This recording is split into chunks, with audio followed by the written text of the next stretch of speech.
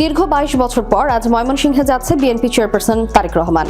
মঙ্গলবার দুপুর 2টায় নগরী সার্কিট হাউস মাঠে আয়োজিত নির্বাচনী জনসভায় ভাষণ দেওয়ার কথা রয়েছে তার। এই উপলক্ষে ময়মনসিংহ নগরী ও আশপাশের এলাকায় দলীয় নেতাকর্মীদের মধ্যে ব্যাপক উৎসাহ উদ্দীপনা দেখা গেছে। বিএনপি নেতাদের আশায় এই জনসভা স্মরণকালের বড় জামায়াতে পরিণত হবে। দলীয় সূত্রে জানা যায়, জনসভায় ময়মনসিংহ বিভাগের 24টি সংসদীয় আসনের ধানের শীষ প্রতীকের প্রার্থীদের এক মঞ্চে পরিচয় করিয়ে দেওয়া হবে।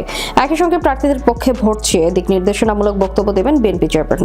জনসভায় সভাপতিত্ব করবেন জেলা দক্ষিণ বিএনপি আহ্বায়ক জাকির হোসেন। সোমবার ময়মনসিংহে আয়োজিত এক সংবাদ সম্মেলনে বিএনপির বিভাগীয় সাংগঠনিক সম্পাদক শরীফুল আলম বলেছেন, ইতোমধ্যে ময়মনসিংহ বিভাগের 4 জেলা ছাড়াও মহানগর, দক্ষিণ ও উত্তর জেলা এবং বিভিন্ন উপজেলার নেতাদের সঙ্গে ধারাবাহিক সভা সম্পন্ন হয়েছে। সব ইউনিটের নেতাকর্মীদের প্রয়োজনীয় নির্দেশনা দেওয়া হয়েছে। তিনি জানান, মূল মঞ্চের কাজ চলমান রয়েছে।